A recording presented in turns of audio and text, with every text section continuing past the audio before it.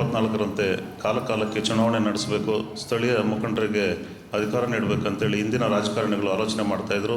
ಪ್ರಸ್ತುತ ರಾಜಕಾರಣಿಗಳು ಶಾಸಕರು ಇರ್ಬೋದು, ಸಂಸದರು ಇರ್ಬೋದು, ನಮ್ಮ ಜೊತೆಲಿ ಬಂದು ಒಂದು ಫೋಟೋ ಇಟ್ಕೊಳ್ಳಿ, ಮನೆಗೆ ಹೋಗಿ ಫೋಟೋ ಹಾಕ್ಕೊಳ್ಳಿ ಅನ್ನೋ ರೀತಿಯಲ್ಲಿ ಸ್ಥಳೀಯ ಮುಖಂಡರಿಗೆ ಮತ್ತು ಕಾರ್ಯಕರ್ತರಿಗೆ ಯಾವುದೇ ರೀತಿ ಅಧಿಕಾರ ಇಲ್ಲದಂತೆ ಮಾಡಿ ಚುನಾವಣೆಗಳನ್ನು ಮುನ್ನೋಡುವ ಹುನ್ನಾರ ಮಾಡಿ ಚುನಾವಣೆಗಳಿಲ್ದಿದ್ದ ರೀತಿಯಲ್ಲಿ ಮಾಡಿದ್ದಾರೆ.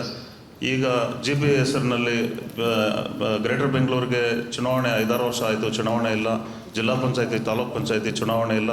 ಅದರ ಜೊತೆಗೆ ಗ್ರಾಮ ಪಂಚಾಯತಿ ಚುನಾವಣೆಗಳು ಸಹ ಮುಂದೂಡುವ ನಿಟ್ಟಿನಲ್ಲಿ ಅವರು ಫಸ್ಟ್ ಅಮೆಂಡ್ಮೆಂಟಲ್ಲಿ ಏನು ಪ್ರಾವಿಷನ್ ಮಾಡ್ಕೊಂಡಿದ್ರು, ಒಂದು ಚದರ ಕಿಲೋಮೀಟ್ರಿಗೆ 5,000 ಜನಸಂಖ್ಯೆ ಇರಬೇಕು, ಆ ಪ್ರದೇಶಗಳನ್ನ GBAಗೆ ಒಳಪಡಿಸ್ಕೊಳ್ತೀವಿ ಅಂತ. ಮತ್ತು ಕೃಷಿ ಚಟುವಟಿಕೆಗಳು 50% ಮೀರಿರಬೇಕು, ಕಡಿಮೆ ಆಗಿರಬೇಕು ಅನ್ನೋ ಪಾಯಿಂಟ್ಸ್ನ ಅಳವಡಿಸ್ಕೊಂಡಿದ್ರು. ಅದಾದ ನಂತರ ಮತ್ತೆ ಈಗ ಅತಂತ್ರ ಸ್ಥಿತಿಯಲ್ಲಿಡುವ ಉದ್ದೇಶದಿಂದ 2ನೇ ಅಮೆಂಡ್ಮೆಂಟ್ ಮಾಡ್ಕೊಂಡಿದ್ದಾರೆ. ಅದು ಸಹ 3 ವರ್ಷಗಳ ಕಾಲ ನಮ್ಮನ್ನು ಚುನಾವಣೆಯಿಂದ ದೂರ ಇಡುವ ಸ್ಪಷ್ಟ ಉದ್ದೇಶ ಇರ್ತೈತೆ. ಈ ನಿಟ್ಟಿನಲ್ಲಿ ನಾವು ಎಲ್ಲರೂ ಸಹ ಒಗ್ಗೂಡಿ ಯಾರದ ಒತ್ತಡಕ್ಕೆ ಮಣಿದು ಅಧಿಸೂಚನೆಗಳನ್ನ ಹೊರಡಿಸ್ತಾ ಇರೋಂಥ ಮಾನ್ಯ ಉಪಮುಖ್ಯಮಂತ್ರಿಗಳಿರ್ಬೋದು, ಸಂಬಂಧಪಟ್ಟ ಮಂತ್ರಿಗಳಿಗೆ ಕಿವಿ ಮುಟ್ಟಿಸುವ ಉದ್ದೇಶದಿಂದ ಈ ತಾಲೂಕಿನ ಎಲ್ಲ ನಾಗರಿಕ ಪ್ರತಿನಿಧಿಗಳು, ಮುಖಂಡರು ಒಟ್ಟುಗೂಡಿ ನಮ್ಮನ್ನು ಸಮಯಕ್ಕೆ ಸರಿಯಾಗಿ ಚುನಾವಣೆ ಮಾಡುವ ದೃಷ್ಟಿಯಲ್ಲಿ ಈ ರೀತಿ ಕಾನೂನುಬದ್ಧವಾಗಿ ಮುಂದುವರಿಯಿರಿ, ಸಮಯಕ್ಕೆ ಸರಿಯಾಗಿ ಚುನಾವಣೆ ಮಾಡಿ ಅಂಥೇಳಿ ರಾಮಲಿಂಗಾಡಿ ಸಾಹೇಬ್ರಿರ್ಬೋದು, ಮಾನ್ಯ ಉಪಮುಖ್ಯಮಂತ್ರಿಗಳಿರ್ಬೋದು ಮತ್ತು ಚುನಾವಣಾ ಆಯೋಗಕ್ಕೆ ನಾವೆಲ್ಲರೂ ಸೇರಿ ಮನವರಿಕೆ ಮಾಡಿಕೊಳ್ಳೋಣ ಅಂಥೇಳಿ ಈ ಸಂದರ್ಭದಲ್ಲಿ ನಾನು ಒಂದೆರಡು ಮಾತುಗಳನ್ನು ಮಾತಾಡ್ತೇನೆ. ಹೆಚ್ಚಿನ ವಿಚಾರಗಳನ್ನ ನಮ್ಮ ಸ್ನೇಹಿತರು, ಆತ್ಮೀಯ ಸ್ನೇಹಿತರಾದ ದೊಡ್ಡಯ್ಯರವರು ವ್ಯಕ್ತಪಡಿಸ್ತಾರೆ ಅಂಥೇಳಿ ಈ ಸಂದರ್ಭದಲ್ಲಿ ಹೇಳ್ತೇನೆ.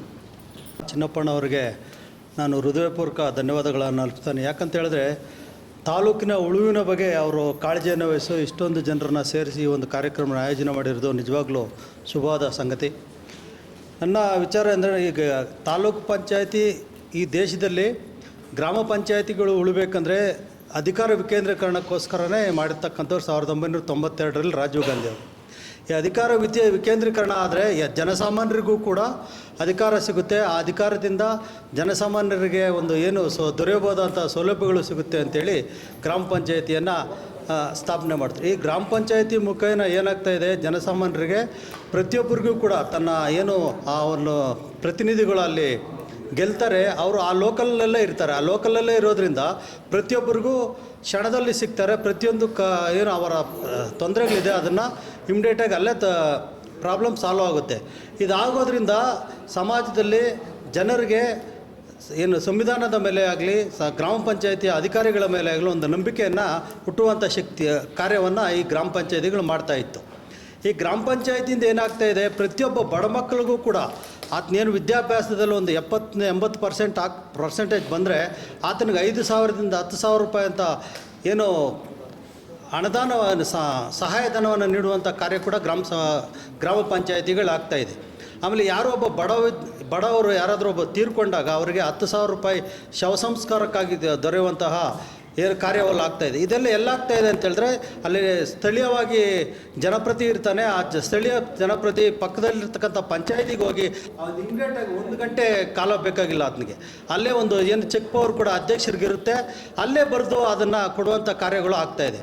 ಈ ಮುಂದಿನ ದಿನಗಳಲ್ಲಿ ಏನಾದರೂ ಗ್ರಾಮ ಪಂಚಾಯತಿಗಳು ನಶಿಸಿದು ಹೋದರೆ ಇದಕ್ಕೆಲ್ಲ ಈ ಒಂದು ಕಾರ್ಯಗಳಿಗೆಲ್ಲ ತುಂಬ ತೊಂದರೆ ಆಗುತ್ತೆ ಜನರಿಗೆ. ಇದರಿಂದ ನಮಗೆ ದೊರೆಯಬಹುದಂಥ ಏನು ಸೌಲಭ್ಯಗಳು ದೊರೆಯೋದು ನಿಜವಾಗ್ಲೂ ತುಂಬ ದೂರ ಕೈಗೆಟ್ಟ ಅಷ್ಟು ಆಗ್ತದೆ ಅಂತ ಹೇಳ್ತಾ ಈ ಒಂದು ಕಾರ್ಯಕ್ರಮವನ್ನು ಆಯೋಜನೆ ಮಾಡಿ ನನ್ನನ್ನು ಅವಕಾಶ ಕೊಟ್ಟಂಥ ನಾವು ಚಿನ್ನಪ್ಪನವ್ರಿಗೆ ಧನ್ಯವಾದಗಳು.